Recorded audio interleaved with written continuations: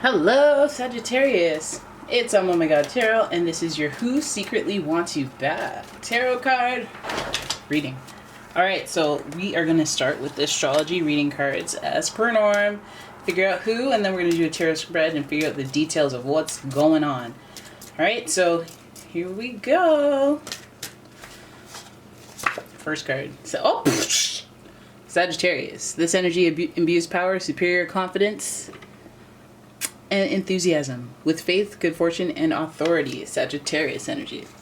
All right, so that's your first card. Now this could be their sun, moon, or rising sign, or it could be somebody just giving off your, energy. I always feel like even if they're not acting like a set, no, they're mirroring Sagittarius types of energy. So predominantly the energy that you have. Boom. Your next card, Capricorn. You guys are always so close together, obviously, because you guys cusp each other, but the energy around you is serious, materialistic, and hardworking. It bestows shrewdness and cautious ambition. So you got that Sagittarius and Capricorn energy. Either way you look at it, this person is high confidence. Those high confidence ones. Oh, boom. This is a Renaissance man or woman. The energy is communicative, mischievous, lively, witty, and informative. Stimulating exchange is possible. Some of you guys, this person is charming, adventurous. They wanted to be free though, so they may have been kind of an on again, off again, non-committal type person. This person is very charming. They could be very attractive. I'll say that because Sagittarius with the youthful face, even if they're older. Gemini, usually very attractive sign, but not only physically with Gemini, their personality is rather attractive to people they meet, especially when they are actively trying to be charming. So we have that on the prototype of the person. All right, it could be multiple people, Sagittarius, Capricorn, Gemini, any variation of that, but you know it more than I would. Let's have a look at the spread. Here we go. Sagittarius. Just want to give it a good shuffle for you guys. Good old shuffle. So this is the Golden Universal Tarot deck, and this is the astrology reading cards, and I finally linked it in my description because, boom, doing things. What? It only took over a year, but I did it. All right, so here we go. There's your shuffle, Sag. Okay, so I'm gonna say the fallout. The fallout was a scorned person. There was some fallout. There was some I'm just gonna do my own thing, forget you type of energy, and that may have been coming from you. So the Queen of Swords it's like I feel like, maybe when you walk to maybe if this person, the thought of this person reaching out is kind of like, I'm gonna have to put them through some trials and tribulations if they ever get in my good graces again, because I will not be fooled again. I will not be tricked. And also there's just this generally being guarded, whether or not they tricked you. Guarded energy. Right? Queen of Swords to start. We have the Two of Wands. You thought the grass would be greener, didn't ya? I bet that's the energy you're coming. If they come at you, that's how you're gonna be feeling. Like, I knew that the grass was not greener, so I don't even know why you left. Okay, you knucklehead. You wanted to be free. You wanted to be on your Sagittarius kick. I know all about that. I know when you got a good thing. Right. Then we have the Queen of Pentacles upright, followed by the Sun. This person was on a quest for bigger and better things. Their ego got the best of them. Got out of control. You get that Leo energy as well. You have the Queen of Pentacles, lots of Sun there with that Leo energy, but it's in reverse, which is why I feel like it's the ego. The ego is the target of what they got caught up in. Okay, and you're a stable source, and did they miss that, or they just want to make sure of what that was? Maybe they didn't know what that was. Either way you slice it, that double queen energy is noted. Then we have Justice in reverse, followed by the Ten of Swords and the Three of Pentacles in reverse. All right, so that's Libra energy, Ten of Swords, and the Three of Pentacles in reverse. So let's have a look at the whole thing, because I've been going through each card. So we have the Queen of Swords and the Two of Wands to start this reading. Obviously, we start off on the foot of...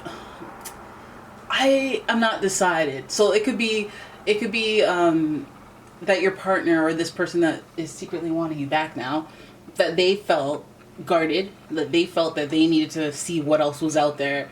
And that, I mean, as much as it feels like a personal dig, it's one of those things where it's like, if you met the one right away, like when you were like 15, and then you were dated until you're 18, 19, 20. And then you're like, okay, let's get married. And you're like, that makes sense that you think that. But I mean, I don't even know I don't even know what's going on. I don't know what's going on out there. And I want to experience new things.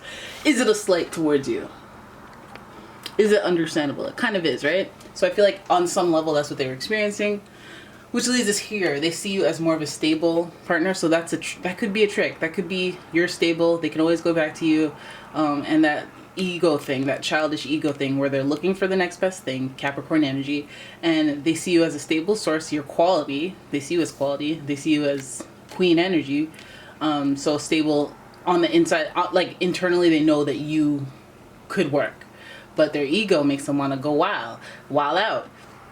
All right, and then with this Capricorn and Gemini energy, I say it's a very social energy, so it just makes me feel like, you know, they at least they're honest, right? At least they're not there's no third party situation here. There's like, you know, and I feel like what they decide is not necessarily what you want. And this is the experience that you had with them. So I feel like even if they do come back, they're still on that same type of energy kick, right? But they want you back. But it's like, what? Why do you want me back? Why do you want me back though? It seems like you understand that I'm a good source of connection, or I'm a stable connection, that I have, you know, a good head on my shoulders. I'm stable, like I said. But it just seems like their ego is not up on the appropriate end of the spectrum where it could be useful for you. It feels like there's a need to be guarded if we're going to have this queen energy. You have the coin, and so you have to be worried about who you give your resources and time. It feels like this person is very immature. They do not consider other things like your long-term plans, or that they're wasting your time. They don't consider any of that stuff because their ego is in the way, and they like to be free, they like to explore, they like to look for the next best thing, they like to be charming, they like it's just innately who they are. So, and it may be a subject of their maturity level as well. Then we have this, and it's like, I feel like it's not what you want to hear. It's not what you want to hear. You want to hear that they're going to grow up and be ready and all that stuff. But I feel like they may speak it because the Gemini, the dialogue from Gemini would be very worded in the way that you want to hear it.